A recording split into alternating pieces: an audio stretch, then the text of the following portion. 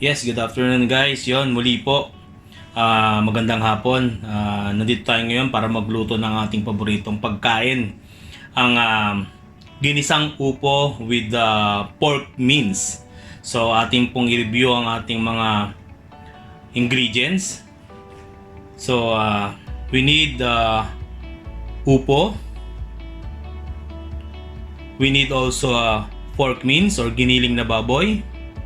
We need also bawang, sibuyas, kamatis,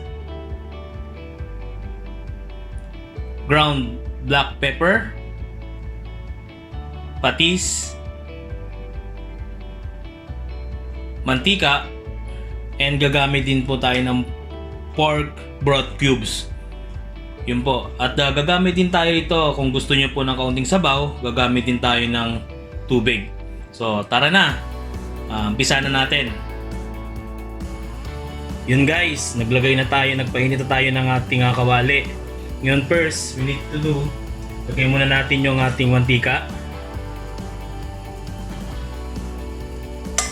Okay. Yan. Hinaan lang natin. Gisa na natin yung ating bawang.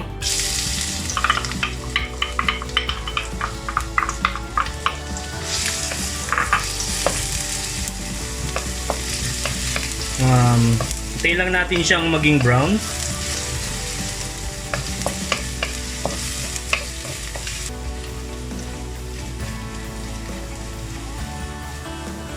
Yan, medyo brown na siya.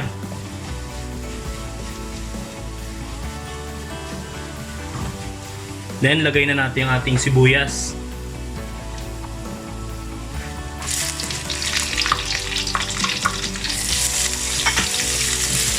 Hintayin lang natin yung sibuyas natin hanggang sa lumambot lang siya.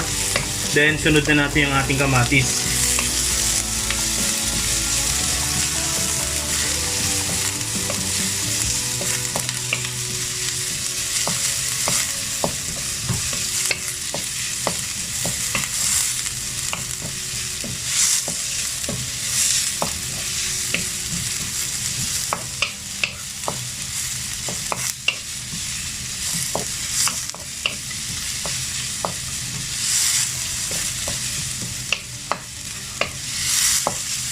Tapos sunod na natin yung kamatis or yung ating tomato.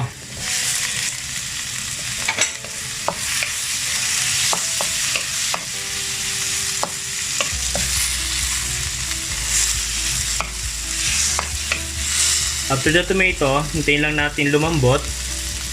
Pag malambot na yung kamatis natin, ilalagay na natin yung ating giniling na baboy.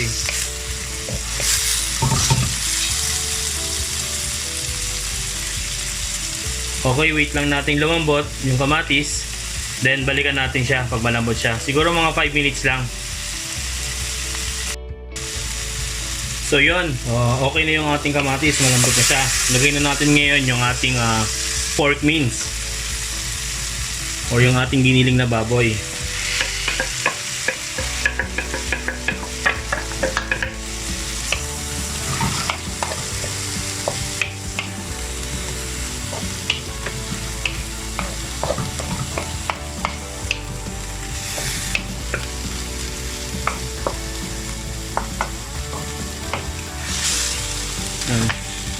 Wait natin siya for 3 minutes lang hanggang sa maluto yung kabila, then haluin natin after naman para dito doon sa kabila. So yun no, after 3 minutes tingnan natin, yan okay na siya. Baliktarin naman natin.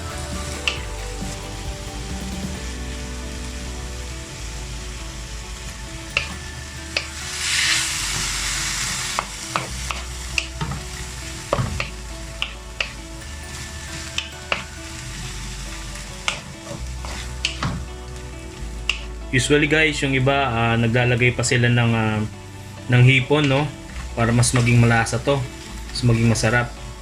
Pero right now, itong ating niluluto, hindi tayo naglagay ng hipon. Kasi okay na to. madami naman yung pork. And also maglalagay tayo ng pork broth. So para mas maging malasa rin siya. So after na ito guys, lagay na natin yung ating munang patis sa yung ating paminta.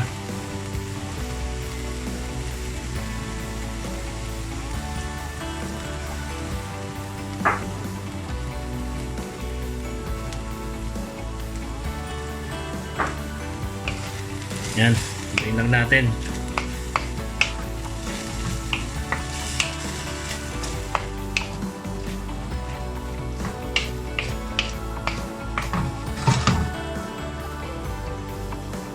Yan, nilaksan ko nga pala yung apoy guys, no? From medium nilagay ko na dun sa high.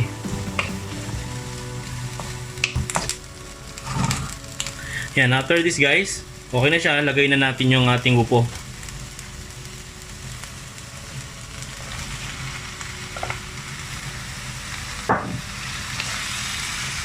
Yung sa upo nga pala guys, no? Hiniwa ko lang siya ng maninipis. Yan. Tapos guys, kung prepare yung walang sabaw, kahit wag na kayo maglagay ng tubig kasi magsasabaw naman tong upo eh. So, pero yung sa mga iba na may gustong sabaw, kahit maglagay tayo ng kaunting sabaw. Ako kasi mas gusto ko yung may sabaw, so kaya maglalagay tayo.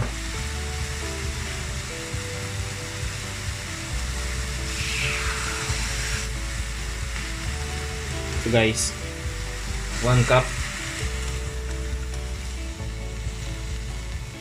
Tapos kung kulang pa sa inyo yung sabaw na yon, pwede kayong magdagdag, no? Pero tignan muna natin to kasi yung upo magsasabaw yan. Then after that, hintayin lang natin siyang lumambot, yung maluto yung upo. Lagay na natin yung pork broth. So balikan natin guys. Yan guys, so yan, medyo malambot na yung ating upo. So ilagay naman natin ngayon yung ating broth cubes. Yan. So guys, nagtubig din siya, dumami rin yung tubig niya. So hintayin lang natin yan na ma-dissolve yung ating Knorr broth. Tapos pwede na yun, balikan natin. Yun guys, after 2 minutes, ito na siya. So okay na siguro yung sabaw niyan. Tikman na lang natin kung okay na yung lasa niya. If kung hindi pala kayo okay dun sa lasa, dagdagan nyo na lang ng asin. Okay na.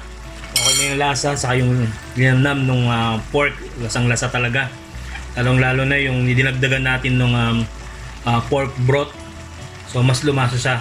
O ngayon, kain na tayo. Serve na natin to, pwede na to. So yun guys, ito na yung ating finished product. Ito na yung ating ginisang upo with the pork mince. So I hope guys na nag-enjoy kayo at may natutunan kayo kahit kaunti. Sana guys, don't forget to like, subscribe, and share. And don't forget to hit the notification bell. Maraming salamat guys. Please support. Thank you.